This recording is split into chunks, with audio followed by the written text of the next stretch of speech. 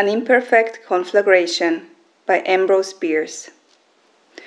Early one June morning in 1872, I murdered my father, an act which made a deep impression on me at the time.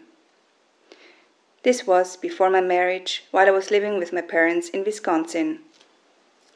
My father and I were in the library of our home, dividing the proceeds of a burglary which we had committed that night. These consisted of household goods mostly, and the task of equitable division was difficult.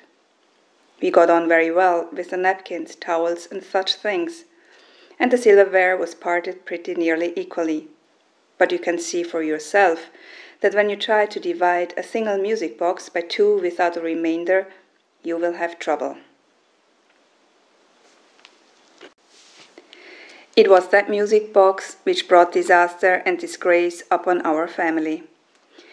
If we had left it, my poor father might now be alive.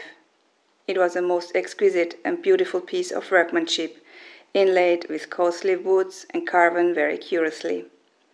It would not only play a great variety of tunes, but would whistle like a quail, bark like a dog, crow every morning at daylight whether it was wound up or not, and break the 10 Commandments.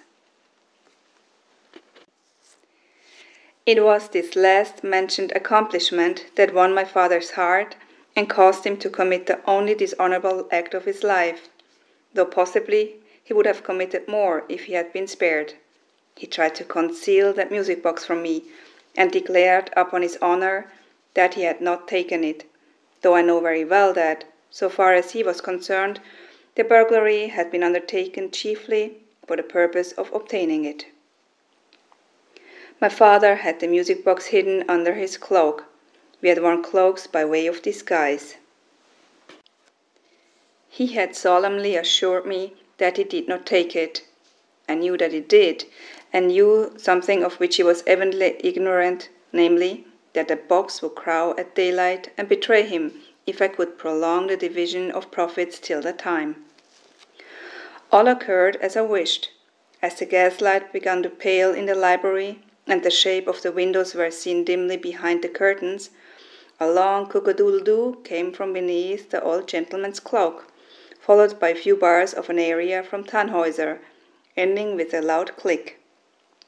A small hand axe, which we had used to break into the unlucky house, lay between us on the table. I picked it up. The old man, seeing that farther concealment was useless, took the box from under his cloak and set it on the table. "Cut it in two, if you prefer that plan," said he. I tried to save it from destruction.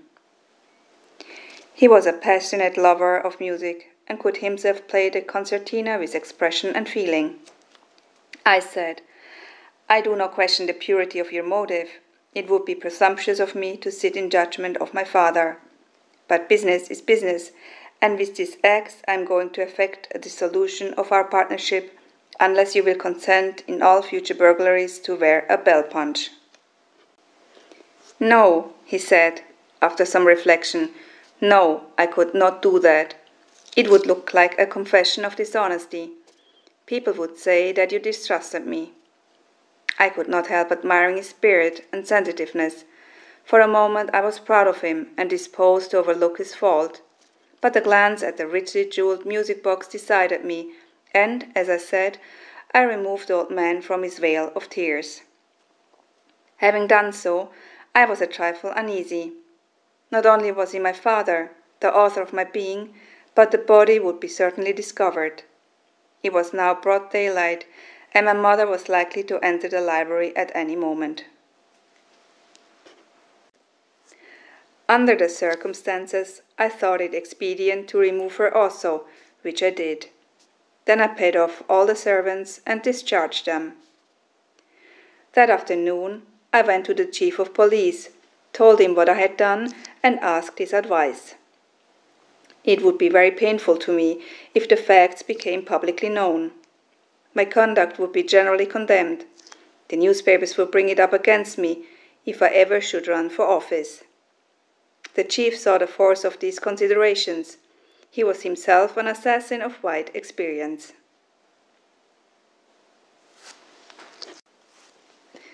After consulting with the presiding judge of the court of variable jurisdiction, he advised me to conceal the bodies in one of the bookcases, get a heavy insurance on the house, and burn it down.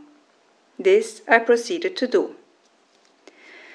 In the library was a bookcase which my father had recently purchased of some cranky inventor and had not filled. It was in shape and size something like the old-fashioned wardrobes which one sees in bedrooms without closets, but opened all the way down, like a woman's nightdress. It had glass doors. I had recently laid out my parents, and they were now rigid enough to stand erect. So I stood them in this bookcase, from which I had removed the shelves. I locked them in and tacked some curtains over the glass doors. The inspector from the insurance office passed half a dozen times before the case without suspicion. That night, after getting my policy, I set fire to the house and started through the woods to town, 2 miles away, where I managed to be found about the time the excitement was at its height.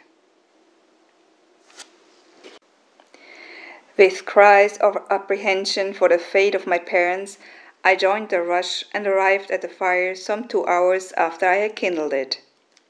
The whole town was there as I dashed up. The house was entirely consumed, but in one end of the level bed of glowing embers, bolt upright and uninjured, was that bookcase.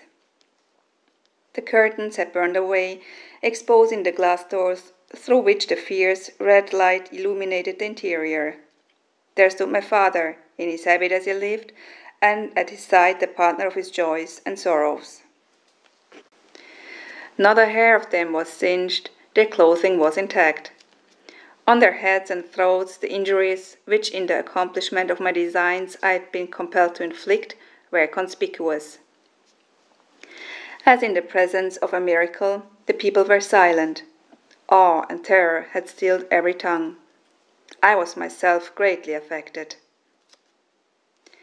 Some 3 years later, when the events herein related had nearly faded from my memory, I went to New York to assist in passing some counterfeit United States bonds. Carelessly looking into a furniture store one day, I saw the exact counterpart of that bookcase. I bought it for a trifle from a reformed inventor, the dealer explained.